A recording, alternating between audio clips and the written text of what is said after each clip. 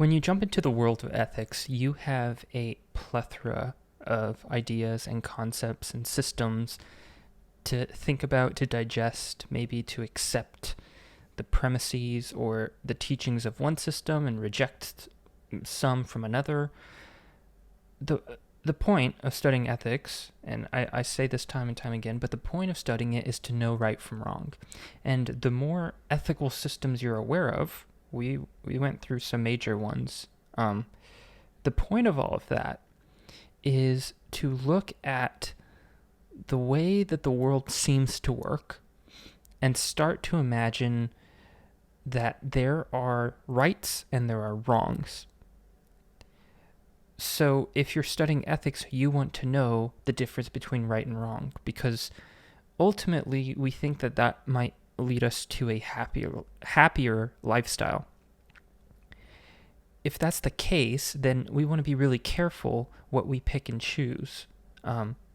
We all have individual ideas of what is right and what is wrong, and usually that's due to us looking at the one specific teaching and saying, I like that, that makes sense to me, or I don't like that, that doesn't make sense to me, I'm going to reject it. And the more systems we're aware of, the more concrete and the more defined our belief system is. Now, when we took that list of ethical schools quiz at the beginning of the quarter that determined what school you entered, it pigeonholed you because it only took one school. And I am 99% sure that the school that you were placed in does not define who you are and does not exactly fit your worldview. Because as individuals, as human beings, we have the need to define ourselves, I think. We don't want to be lumped in with the group. There's something, especially in the modern age, there's something very uncomfortable about following a big group. We all want to be unique. It's as if we're saying, I want to be unique like everybody else, which kind of goes against, the idea of uniqueness, but it's what defines our lifestyles. It's why I think a lot of people have left religion altogether in recent years, is because they felt more comfortable. Maybe society hasn't placed the burden on them, and so they feel more comfortable to go out and define their own belief system. It's no longer suitable for us as individuals to go out and vote the entire Republican Party or to vote the entire Democrat Party. It's no longer suitable for most people to go out and believe everything that their specific religion teaches them. So they get to pick and choose. But there's a danger to that, I think. And the danger is that as individuals, we are not as informed and intelligent as we might believe. Now, I want you to think of the smartest person in the world. Who could possibly be the smartest person in the world? A couple of people that come to my mind, at least, are Albert Einstein and maybe Stephen Hawking.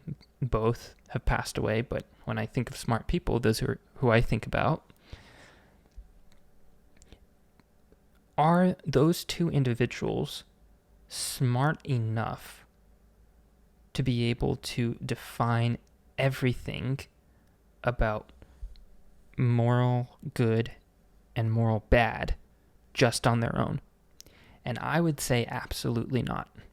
There's no way that an individual, no matter how intelligent they are and no matter how wise they are, can be able to define moral legitimateness by themselves.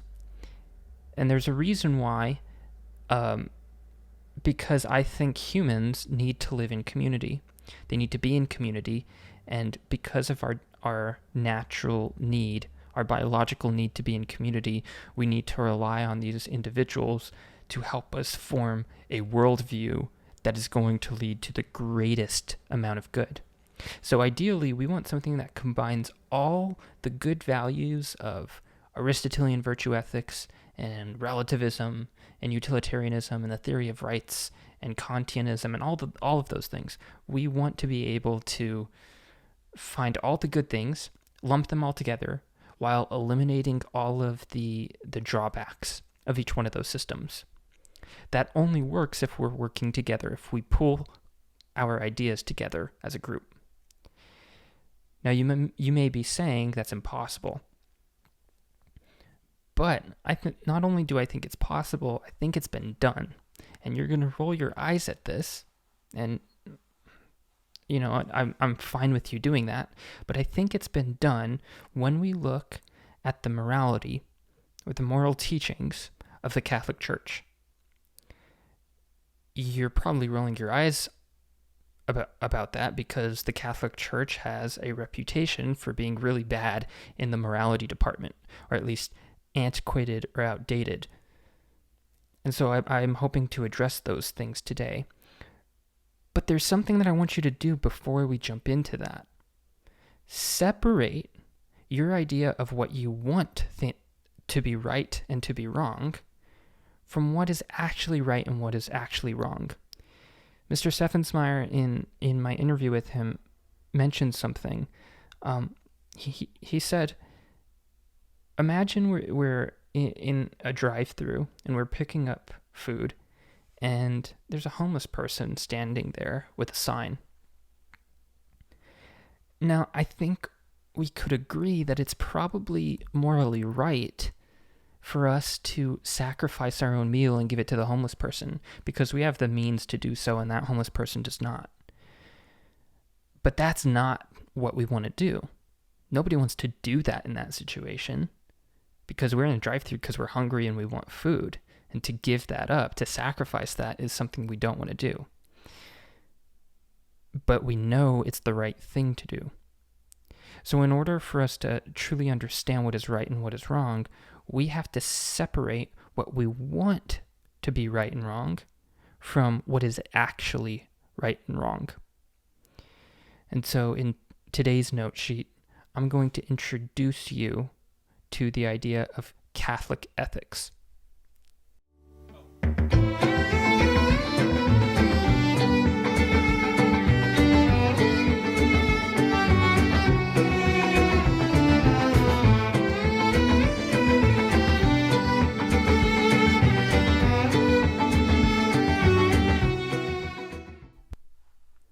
Something that I mentioned in my interview with Mr. Steffensmeier is that I think people like myself and like him, and I would include you if you're invested in this class and you actually want to learn this, what unites us all is that we all want to seek out the truth.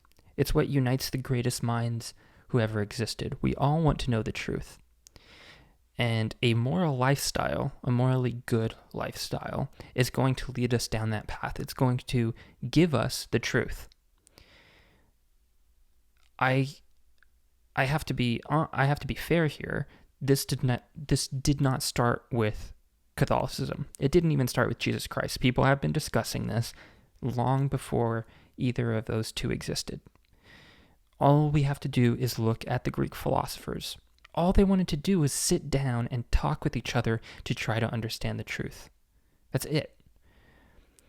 So, where does the Catholic Church come in to the equation? There's a couple of things that I need to lay out here in order for you to get a proper understanding of what I'm trying to say. There are a couple of elements to the Catholic Church. Couple of different elements that often get misconstrued or often get lumped together. First and foremost, all of our teachings are based only on the teachings of this man named Jesus who lived in Nazareth 2,000 years ago. Real historical figure, and all of his messages were compiled by a couple of people, put into text, and that text later on developed into the Gospels. I honestly believe that no one can read the Bible, regardless of what they believe about the Bible, and say Jesus was totally wrong. The things that he talk about, he's not talking about theology. He's not most of the time he's not talking about theology. He's just talking about what it means to be a person. He knows personhood really, really well. And that's what makes him special, and it's why people who are critical of Christianity, they're not critical of Jesus' teachings, they're critical of what Christianity is today. So Jesus is this really wise figure who has a lot of value, and what he says has a lot of value. And so we need to be aware of that. So everything that we have is at least based in those things. So you can look at those things by yourself. The second part is the church. Now, the idea of the church, now go back to last semester. Capital C church, the community of believers, not lowercase c, capital C church, all of the believers in Christianity all together. This really starts with the apostles, and we get a pretty good understanding of what the church is from St. Paul, who is a great person, but he's not Jesus. So he has his mistakes. He's not infallible, I guess you could say. But everything we know about the church itself comes from St. Paul, at least its beginnings. And this has evolved and grown over the last 2,000 years, but it's the same church. It's not a new church. And Protestantism and Orthodox and Catholicism, they're all offshoots of that one individual church. But it's the same church. We're dealing with the same believers. We're still dealing with the same collection of all believers. And finally, so first we have Jesus, second we have the church, capital C church, and third we have, what should I call this group? We have the organization or the institution of the Catholic Church. And this is where you start thinking Vatican. This is where you start thinking popes and cardinals and bishops and all of that stuff. This is where you start thinking of the business side of things. Out of those three aspects of the Catholic Church, Christ, the church itself, and the institution, the only thing that has erred is the institution itself. The church has not erred, and Christ never erred. The institution has erred, not only in its actions, but also what it said. Throughout history, it's been wrong, and we have to acknowledge that. So any criticism you have towards Catholicism would be oriented towards the institution itself, not the community of believers and not Christ, but the institution. So it's important to note that the church, and that's what we're going to focus on. We're not going to focus on Christ. We're not going to focus on the institution. We're focusing on the community of believers. The church is not the organization. It's not a business. The church is a person. Go back to your notes and go back to our class definition of a person. This definition comes from Boethius. An individual substance of a rational nature. Individual is one thing. The community of believers is one thing. It's substantial. And it has a rational nature. Now I'm going to explain all of this because it may sound like a stretch that I'm calling it a person right now. But it's why we call the church, we don't say that it's it. We call it she. It's officially addressed as she, because it's considered the bride of Christ. And I think you probably should have picked up on this by now, but I really think that there's something valid to our traditional ideas of motherhood and fatherhood, and that there's something natural within us as especially religious people, as personifying motherhood and fatherhood in different ways. And so fatherhood, we personify Christ or Christ as this father figure, and the church as this comforting mother figure who raises us, who helps us grow, with Christ as our head. And so the church is officially a she. It's officially a mother. It's officially the bride of Christ. So we've done this before, but let's break down that definition of person. Individual. It's singular and it's independent. This is something that I think is losing its validity in modern times, is treating people as individuals. We are individuals. We are singular and we are independent. And if you are neither of those two things, you are not a person. The church is singular and it is independent. It is substantial. It is concrete. It's real. The people that make up the church are real. We know this from the words of St. Paul. We are one body in Christ, but individually we are parts of one another. We're Legos. We're little Lego pieces, and together we're forming one whole substance. So not only are we individuals by ourselves, but together we make up an individual substance. And not only is it an individual substance, not only is the church an individual substance, it has a rational nature. What gives something a rational nature? We talked about this in class before. Reason is composed of two parts, the intellect and the will. Now, it is the intellect that only a person is capable of having. And there's different ways that we can try to define intellect, because I know some people want to lump other animals into this. But intellect is not reserved for human beings. We've seen this in our discussion of the Trinity. We've seen this in our discussion of angels, if they possibly exist. And the church is no different. It is an individual substance of a rational nature.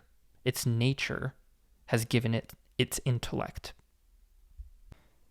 The significance of philosophy, the purpose, I guess you could say, of philosophy, is to try to grow in wisdom. I think wisdom is one of the most important, if not the most important thing that a human needs in their life if they want fulfillment. It's one of my favorite stories from the Bible, where God looks very favorably in the Old Testament. God looks very favorably on this young boy named Solomon, and God loves him so much. He approaches Solomon and says, "I will give you anything in the world. You name it, it's yours. What do you want? What is the one thing that you want?" And Solomon's response is wisdom. Now, not only is there inherent wisdom in that response.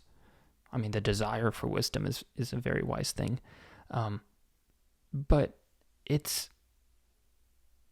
is what makes Solomon the figure that he turns out to be.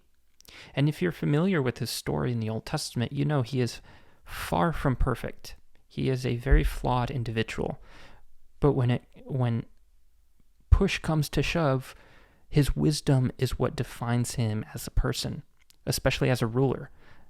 He's a king, and he has thousands and thousands of people that he is responsible for. And the only reason why he is good at his job is because of his wisdom. When we think of wise people,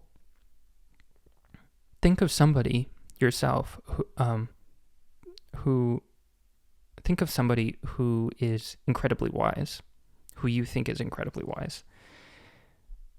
Chances are you have not thought of someone who is very young.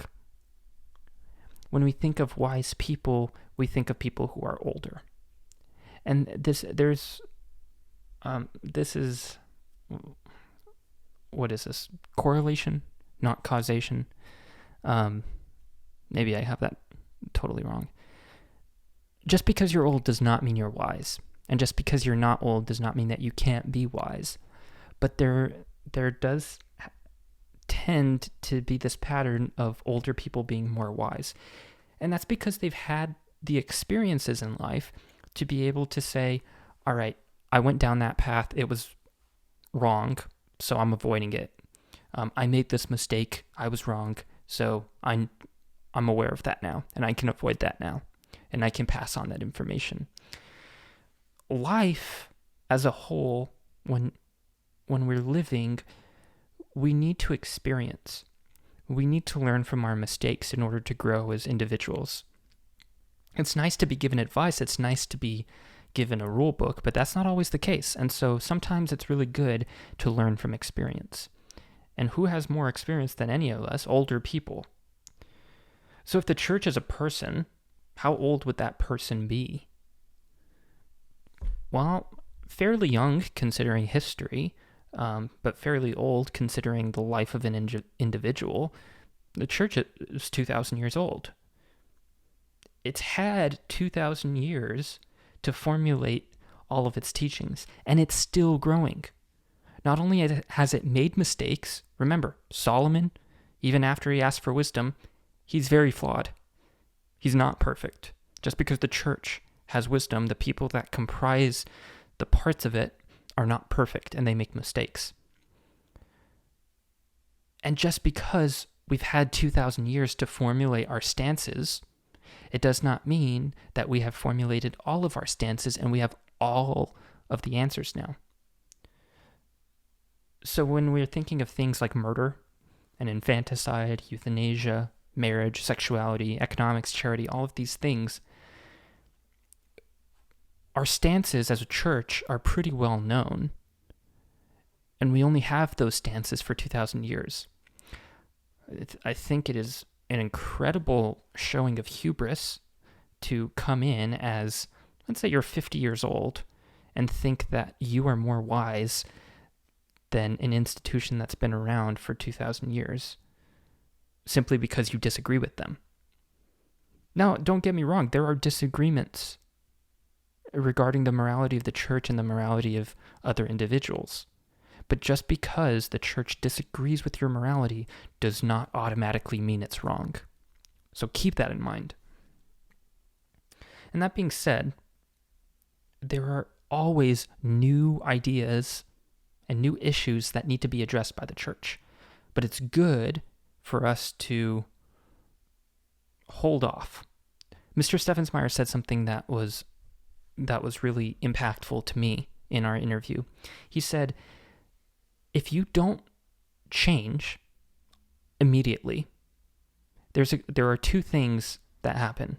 So let's say you believe that eating sugar is bad for you, and the entire world says eating sugar is really good for you, and you need to eat sugar because it tastes good, and therefore it's good for you. Now you have two options. You can say, yes, I will start eating sugar right now because everybody is telling me to do so. The entire world is telling me to do so.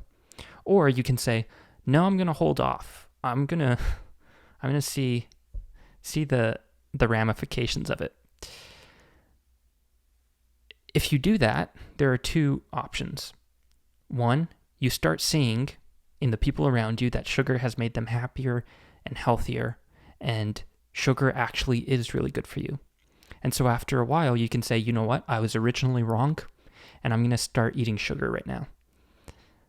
Or the flip side of that is you wait and you say, no, I'm not going to eat sugar yet. I want to see what happens. And then you start realizing everybody is becoming obese. Everybody's dying. Sugar is actually really bad for you. And you've just avoided that because you refuse to bow down to the pressures of society. It's necessary for us to wait. It's necessary to not act urgently just because everybody else is acting urgently around us. And that's something that the church has done. Now, you may not be aware of that, but there are many issues that the church has formulated on that opinion. One example of this is suicide. Now, suicide is the taking of your own life. And so originally, there was really no mention of suicide within doctrine, within Catholic doctrine. But there's very clear mention of murder in Catholic doctrine, and murder is the taking of one's life. And so the majority of people in the church, including, all of the authority, believe suicide to be a type of murder. And so it was morally wrong, and it was one of the worst things that you could do. Now, it would have been terrible for the church to come out and say, it is Catholic doctrine that suicide is murder, and that suicide is, if you commit suicide, you're automatically going to hell because you've committed the worst offense against another human being. People actually believed that, but nowhere in Catholic doctrine was that stated. The church waited. I wouldn't say they waited. They just did not address suicide specifically until it started to come very recently in medicine. It started to come out that suicide, the taking of a life, it's more complicated than just somebody who doesn't want to live anymore and is done with things. There are chemical imbalances, there are mental disorders, and the more that we know about science, the more familiar we become with the context of an action like this. And so eventually the science, and this is why we need to listen to science all the time, eventually the science came out and said, well, hey, suicide is not as cut and dry, black and white as we think. There's kind of some gray area here. And I have not mentioned this in class yet, but something that the Catholic Church, when it comes to morality, something that's really important to the Catholic Church is taking into consideration the context and the circumstances of an action. Now, with this new information about suicide coming to light, does it now mean that suicide is not an immoral action? No, because it still is a taking of a human life, and therefore it is an immoral action. But unlike, say, Kantianism, the difference is that the Catholic Church takes into consideration the circumstances and the context to determine the severity of an action. We need to know what the circumstances are in order to understand the situation that individuals are in. Now, the Catholic Church doesn't have this reputation, and I don't understand why. Maybe it's because we still hold on to the idea that these actions are immoral, certain actions are immoral, but we're very aware of circumstances and context. We're not given that position, and again, I'm not sure why, but I'm telling you, this is a theology class. It is an official Catholic position that context and circumstance plays a role in determining the morality of an action. So, when we're looking at new and modern issues that need to be addressed, IVF, in vitro fertilization. Nobody 500 years ago was thinking about that as a moral issue because it didn't exist. So new things, specifically new technologies that are coming out that are morally ambiguous, need to be addressed. It tells us two things about the church and its age, I guess you could say, when it comes to these things. If you're going to critique the church as having an outdated moral system or being antiquated or not staying with the times, essentially what you're saying is that there is an age limit to responding to a moral issue. And maybe you don't agree with this, but a lot of people do. A lot of people are saying that they should start implementing maximum ages for voting in elections because your vote, if you go against what young people want, is going to affect them, but not going to affect you because you're old and you're going to die soon. Not only is that a horrendous and atrocious way to look at things, but it's also saying that at some point in your life you lose your ability to determine what is right and wrong. And yet, it's wisdom that drives our understanding of right and wrong. And for whatever reason, we tend to look at people who are wise, and they tend to be older than us because they tend to have experience. I think it is totally wrong to say that there should be an age limit on responding to moral issues. And it's not just for a group, but just for individuals as well. We're not grouping the Catholic Church altogether. Take into consideration the individual. It's intellectually inconsistent, it's intellectually dishonest to say that you have more authority on an issue simply because you're younger. Not only is it intellectually dishonest, I just think it's just false. So that's one thing. Another thing, every moral issue, all moral issues, and regardless of the new technology that's involved, all moral issues are results of evolution. They develop over time. And they're going to develop longer than you're going to be alive. And they've been developing longer than you've been alive. An individual's life is very short. 100 years is a very short amount of time. Now, a lot of growth can happen in those 100 years, but most growth happens outside of those 100 years. So to think that you as an individual have a better worldview, I can't even think of a good argument for that claim. If you think as an individual you have a better worldview than an institution that is 2,000 years old, I'm sorry, but the odds are not on your side. I'm not going to say that you're totally wrong because I don't believe in authority based on age. But I will say it's better to have 2,000 years of experience than to have 20 years of experience. So the church has been aware of all of these things that have been developing. We are a part of the world around us. We are not secluded. We're not in our little bubble, and we are aware of how humans make their decisions. Because the worst people in history have participated in the church, and the best people in history have participated in the church. We have a wide array of knowledge of the human person. Think of a priest. We think of priests as these innocent, naive individuals who only live good lives, and they're not aware of reality because they don't go to parties, I guess, and they don't have fun, so to speak. But can you imagine the things that a priest hears in the confessional booth? I'm sure there are some pretty spicy things there that you and I could never even possibly imagine. And the priest just hears that on a regular basis. They're not as innocent and naive as you think. They're pretty knowledgeable of the way that humans operate. They're knowledgeable of human tendencies. And we have a tendency to do things that the Catholic Church is telling us, hey, don't do that. So the church is aware of these developments, and we're very careful about jumping to a conclusion and saying this is right and this is wrong.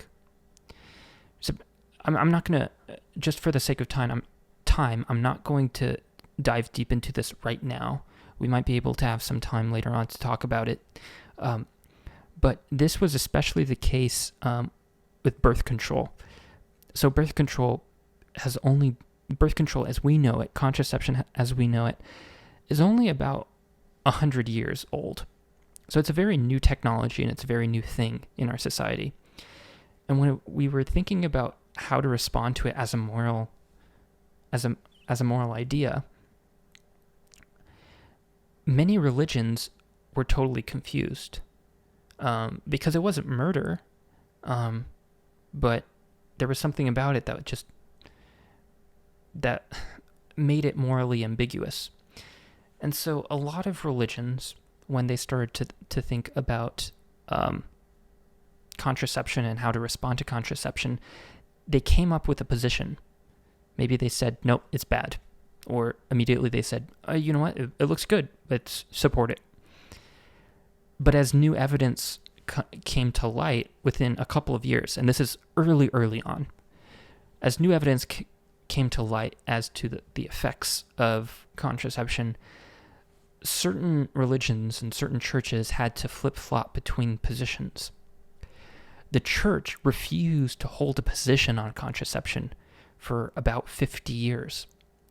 And 50 years is not a very long time to know the side effects of one thing on an individual's life, but it's better than, an immediate reaction. So 50 years pass where the Catholic Church said nothing on contraception. It did not hold a position on contraception until there was an encyclical by Pope Paul VI called Humanae Vitae. If you're interested in knowing what the Catholic Church's position on this is in its entirety. Now, this is not just simply, it's bad, but it's very nuanced, it's very rational, it's very rationally thought out. Look up Humanae Vitae. Humanae, Humanae, Vitae, Vitae. And after 50 years of deliberation and philosophizing, the church was able to come up with the idea of a moral position regarding contraception.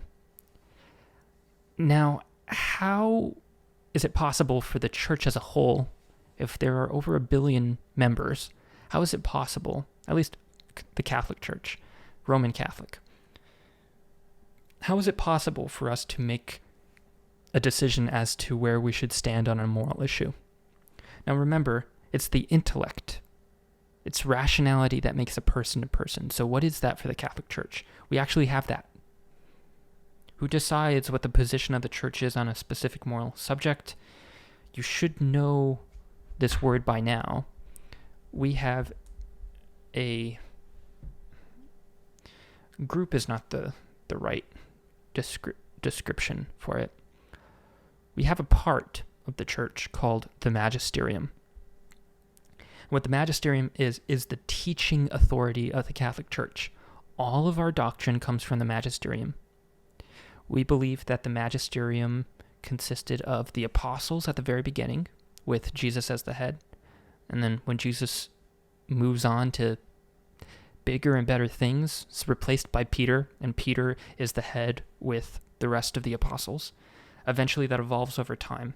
And so now it's made up of bishops with the Pope at the head, because the Pope is the vicar of Christ. He is the successor to St. Peter, Peter being the successor to Christ, and the bishops, modern-day bishops, being the successors to the apostles. If we're thinking of the church as a person, we can think of the magisterium as the conscience. The conscience is the intellect and the will combining forces to make decisions. Now, a fully formed conscience and a properly formed conscience is going to be prudent, it's going to be wise, it's not going to rush to judgment, and it's going to be making the decisions that's best for the person. We believe that the magisterium is all of those things because it does not rush to decisions. It has 2,000 years of a formed wisdom, and it can make proper decisions. It is not a court. It's not a Supreme Court. The Supreme Court, as great as it is for America, really depends on who's in it. The magisterium is not like that. Nothing is voted on. Things have to be agreed on unanimously. And the Pope, as an individual, can't override the magisterium. Something that the Pope is known for having, which is totally misunderstood by almost everybody who's aware of this existing, we say that the Pope is infallible. Infallible meaning that he cannot make errors. Now, if you ask anybody who is not Catholic, and I'm sure there are many Catholics who don't understand this either, if you ask them what that means, they're going to say, it means that the Pope thinks that he's right and that he can make no mistakes. And that's absolutely wrong and false. And if you ever hear somebody say that, you can know for a fact that they have not studied the church, they don't understand the church, and they don't have the authority to speak on whether the church is a good thing or a bad thing. What infallibility is that the Pope cannot make a mistake. He cannot err on judgments if he makes a claim only on matters of faith and morals, and he must make that claim ex cathedra, which means from the chair. How many times has the Pope, we've had 300 something, maybe 400 something popes in our history, we've had popes for 2,000 years, how many times has the Pope invoked this power that he has? Twice. Once in the 1870s during Vatican I, and the second time in the 1950s. And both of those times, neither of them dealt with morality. They only dealt with doctrine. In the 1950s, the most recent one was the doctrine of the Assumption that Mary was assumed body and soul into heaven. So even though the Pope has the authority to make a pure claim that is without error on morality, he has never done so as an individual. It's the magisterium that has done that. And I'm very passionate about this because it is incredibly frustrating how misunderstood and misquoted the Catholic Church is on morality. We don't hold our moral positions based on control and based on traditional values that are outdated. We hold all of our moral positions. We came to our positions on moral issues completely from reason, and only from reason. Philosophy and science you can lump together as rational things.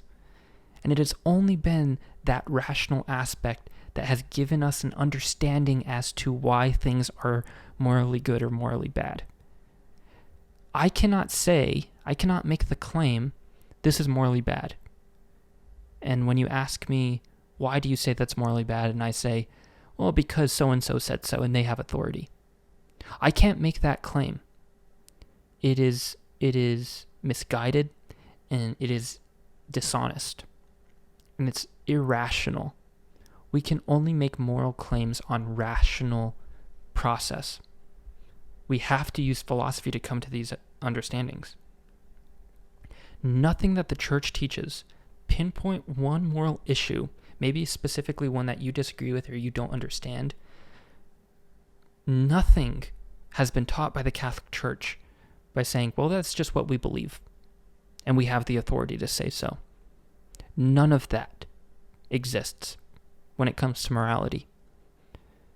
Everything that we believe when it comes to morality has been processed, and we came to a rational decision. We don't base it on the words of Scripture alone. We don't base it on untested authority from the Pope or the bishops. We've tested these things, and we came out with what we think is the right answer. And I want you to think about something. If the Catholic Church is wrong on something, or if you disagree with the Catholic Church on something, why would the Catholic Church not agree with you? Is it because of control? Is it because we want power for ourselves? Is it because we want the world to regress 100 years into the past? I don't see any reason why the modern world and the Catholic Church cannot agree if what we're agreeing on is true. So with each moral stance that the Church promulgates or puts out, there is always going to be a collection. And I'm not talking about a couple of pages. I mean like books and books. there's going to be a multitude of official written documents that explains, that lays out perfectly and clearly exactly why the church makes that decision. And all of those have the endorsement of the magisterium. And they can only have endorsement from the magisterium. If you make a claim, let's say in an academic paper, and you don't back it up with evidence, I'm going to fail you. If the Catholic Church made a claim on morality and did not back it up with evidence, I'm not going to trust it. But not only does it back it up with evidence, it backs it up with books and books of evidence that lays out exactly why they have that teaching. So just to reiterate, the entire purpose of us talking about morality and ethics is to understand or to determine right from wrong. Why should everybody try to determine right from wrong in their lives? Because by doing so, you are promoting a long-term and healthy happiness. And that's something that every human being is working towards in their lives, regardless of their belief systems. So that being said, every official position of the church on moral issues are set out, are put forth with the mentality that this is not just morally right, or this is not just morally wrong, but if you follow this, you are going to establish a happier, healthier, and more selfless community of persons. In the same way that as an individual person, you eat healthy and you take medicine to keep yourself and your body happy and healthy, we need to do the same thing. That's what morality does for us as a church. It's keeping us healthy, and for an institution to survive 2,000 years is pretty impressive, especially considering all the horrible things that have been done to us and all the horrible things that we have done to others. It's pretty impressive that something exists for this long. And this is something that Mr. Steffensmeier said. If something exists this long, there has to be something of value to it. So I'm going to finish with a question. And it's a question that I want you to think about. Now, you should have answered this already. And if you haven't, you have until next Tuesday to do so, because this was in the assignment attached to Mr. Steffensmeier's assignment. When we are trying to answer right versus wrong, is there something about an individual's response that gives them more authority than someone else on the answer? If you don't think so, and it's completely valid if you don't think so, how can society possibly continue to operate on this system? And if you do think so, what gives one person authority over another? Now, I didn't address a lot in this note sheet, at least not a lot of specifics. But I subscribe to the moral teachings of the Catholic Church because they all have been tested. And if they have not been tested, they have not been promulgated by the church. And so there's an element of trust that I have in the church, because me being 24 years old versus millions of people putting their minds together for the past 2,000 years to try to formulate what makes things right and wrong, I'm going to trust that. And I will be honest, there are times where I want to disagree with the church because it goes against something that I feel is a natural tendency for me to do. But as soon, and I implore you to do the same thing, as soon as I start reading into why the church teaches what it teaches, even if I disagree with them initially, I cannot argue with their defense. I cannot argue with their evidence. And ultimately, the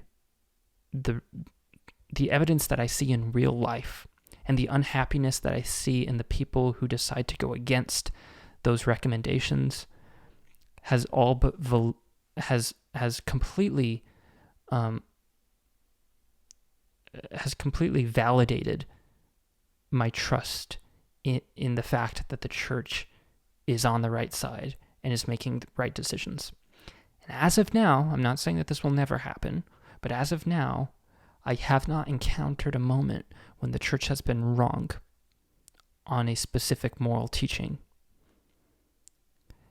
And as soon as they do, as soon as they start moving away from reason and philosophy and science, is the moment that I start moving away as well.